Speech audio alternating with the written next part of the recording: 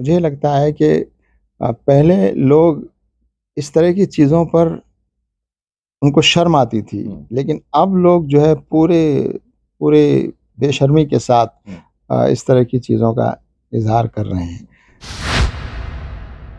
गलत चीज़ों को सही साबित करने की कोशिश कर रही हो, अभी भी बहुत ज़्यादा नहीं है, लेकिन चूँकि मीडिया का एक बड़ा हिस्सा उनके साथ है, वो इस धोखे में देश को लाना चाहते हैं कि गोया पूरा देश उनके साथ हो गया है।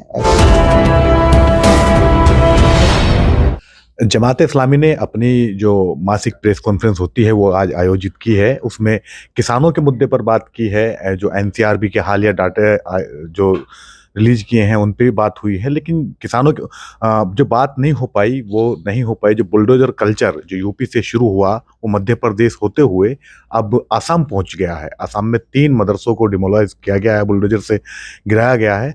सर, ये जो कल्चर बुलडोज़र का बढ़ रहा है लगातार तेज़ी से, इसे आप क्या, किस नज़रिए से आप इसको देखते हैं?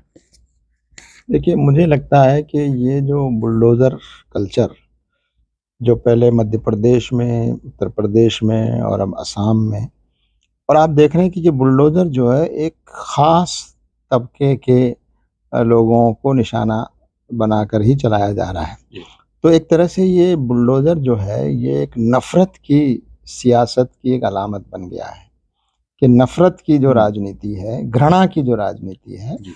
उसका सिंबल अब बुलडोज़र बन गया है। और ये जो बुलडोज़र इस तरह से चलाए जा रहे हैं, किसी पर भी इल्ज़ाम लगाकर, आपने स्कूल को बुलडोज़ कर दिया, किसी के घर को बुलडोज़ कर हुँ। दिया। ये तो खुद हमारे देश की जो कानून व्यवस्था है हुँ। और हमारे देश का जो सिस्टम है, एक तरह से उसी पर बुलडोज़र चलाया जा रहा है। हुँ। क्योंकि हमारे देश में किसी भी अपराध का एक अ, एक सिस्टम है कि अगर कोई अपराधी साबित होता है, तो हुँ। उसकी सज़ा भी हुँ। तय है। सज़ा वो है जो अदालत दे। हुँ। लेकिन आप किसी के घर को बुलडोज़ नहीं कर सकते सिर्फ़ इल्ज़ाम लगाकर। हुँ। यहाँ तक कि कोई मुजरिम साबित भी हो जाए, जी। तो भी उसका घर बुलडोज़ नहीं किया जा सकता है, हुँ। क्योंकि कोई घर जो है वो किसी एक व्यक्ति का नहीं होता, उससे हुँ। पूरे परिवार जुड़ा होता है। हुँ। आप किसी एक व्यक्ति की, अगर वो मुजरिम आपकी निगाह में साबित भी हो गया, पहली हुँ। बात तो मुजरिम ही साबित नहीं है, अभी तो हुँ। इल्ज़ाम ही लगाए जी। जा रहे हैं और वो इल्ज़ाम भी बेबुनियाद हैं। हुँ। तो ये जो बुलडोज़र कल्चर है, इस पर तो पूरे देश के जो समझदार लोग हैं, वो बराबर इसके खिलाफ हुँ। आवाज़ उठा रहे हैं। ये एक नफ़रत की राजनीति का सिंबल है जो समाज को डिवाइड किया जा रहा है, जी। और मुझे लगता है कि पूरे देश को, आवाम को, हर मज़हब के लोगों को हुँ। जो इस मुल्क को एक लोकतंत्र के रूप में हुँ। बाकी रखना, बचाना चाहते हैं। हुँ। मुझे लगता है कि इस तरह के जो रुझान हैं, उनके खिलाफ आवाज़ भी उठानी चाहिए और हुकूमतों और राजनीतिक पार्टियों पर ये दबाव बनना हुँ। चाहिए कि वो इस रुख पर देश को न ले जाएँ।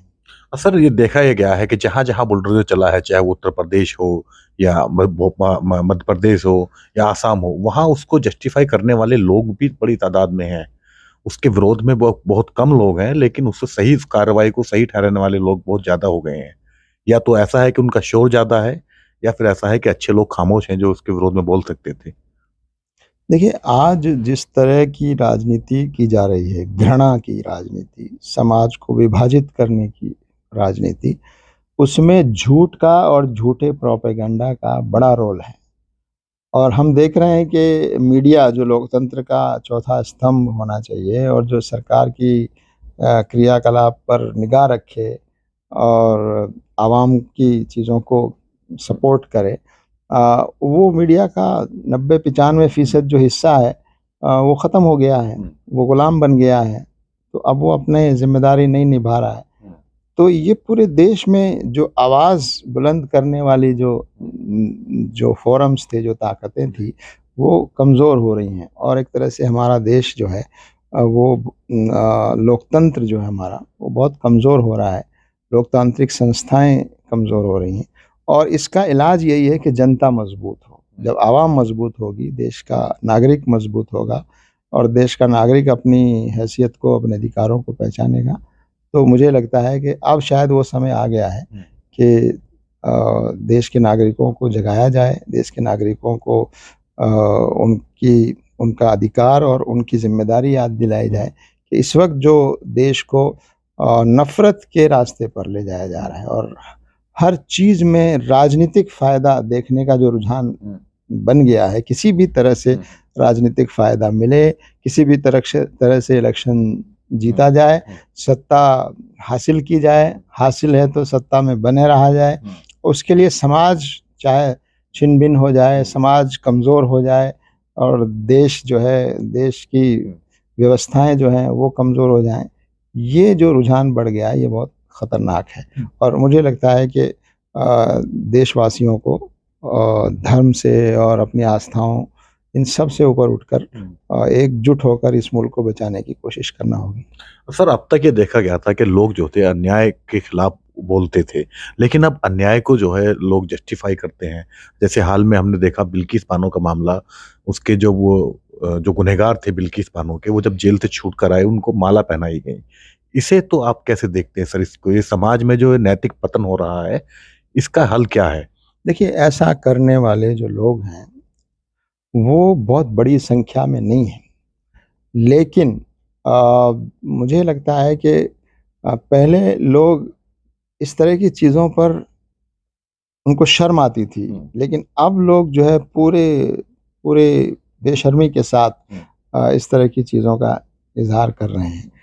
तो ये नतीजा उसी घृणा और डिवीज़न और विभाजन पर आधारित राजनीति का नतीजा है। हालाँकि अभी भी मैं समझता हूँ कि ऐसे लोगों की संख्या जो गलत चीज़ों को सही साबित करने की कोशिश कर रही हो, अभी भी बहुत ज़्यादा नहीं है। लेकिन चूँकि मीडिया का एक बड़ा हिस्सा उनके साथ है और उनको राजनीतिक सपोर्ट उनको मिला हुआ है, इसलिए ऐसा बताने की कोशिश कर रहे हैं वो लोग कि गोया उनके साथ पूरा देश है, जबकि ये बात ठीक नहीं है। वो इस धोखे में देश को लाना चाहते हैं कि गोया पूरा देश उनके साथ हो गया है, ऐसा नहीं है। लेकिन ये बहुत ही गलत रुझान है, चाहे वो कम लोगों में ही पैदा हुआ हो, इसको रोका जाना चाहिए। नहीं, आपको नहीं लगता सर जिस तरीके से बलात्कारियों को महिमा मंडित किया गया, उन्हें मालाएँ पहनाई गई, तो सावरकर की एक किताब है, सर उसी में उन्होंने जस्टिफाई किया है उस चीज़ को, तो क्या ये उस विचारधारा को आगे बढ़ाने की एक कोशिश है? देखिए, वही बात कही जा रही है कि लोकतंत्र कमज़ोर हो रहा है, उसकी जगह फासीवादी रुझानात जो हैं, डिक्टेटोरियल और अथॉरिटेरियन जो रुझानात हैं वो धीरे-धीरे जो है, वो इस मुल्क में डोमिनेट होते जा रहे हैं और यही सबसे बड़ा ख़तरा है। और जब जो फ़ासिस्ट जो रुझान होगा और अथॉरिटेरियन जो रुझानात होंगे, वो तभी आगे बढ़ सकते हैं जब जब देश में, समाज में घृणा पैदा की जाए, समाज में झूठ फैलाया जाए, समाज के एक तबके को दुश्मन बना के पेश करके उसके खिलाफ नफ़रत पैदा की जाए और फिर उसके खिलाफ अन्याय जो हो रहा है उसको भी जायज़ करार दिया जाए। ये फ़ासिस्ट जो रुझानात हैं उनका एक लाज़मी जुज़ है, वो इसी सहारे पर आगे बढ़ती हैं। इसलिए मैं ये अर्ज़ करता हूँ कि सिर्फ़ इस मसले को छोटा मसला सिर्फ़ ऐसा नहीं समझना चाहिए कि ये सिर्फ़ मुसलमानों के खिलाफ़ हो रहा है, बल्कि ये पूरे देश की जो बुनियादें हैं, उन बुनियादों को एक तरह से हिलाया जा रहा है, उन बुनियादों को चोट पहुँचाई जा रही है। हाँ, एक आखिरी सवाल सर ये है कि एक्शन प्लान क्या है? ये जो नफ़रत का माहौल है और ये जिस तरह से अपराधियों को जस्टिफ़िकेशन किया जा रहा है, जस्टिफ़ाई किया जा रहा है अपराध को, और बुलडोज़र की जब बुलडोज़र चलता है तब तालियों की आवाज़ें आती हैं। जब मकान गिरता है तो ताली बजने की आवाज़ें आती हैं, खुशी मनाने की आवाज़, खुशी लोग होते हैं उस पर। तो इस पे सर इसके खिलाफ सर एक्शन प्लान क्या है? देखिए, मैंने वही अर्ज़ किया है कि ये एक्शन कोई एक जमात या कोई एक तबका या एक कम्युनिटी करे ऐसा नहीं होना चाहिए, बल्कि पूरा देश जो है इसके खिलाफ काम करे।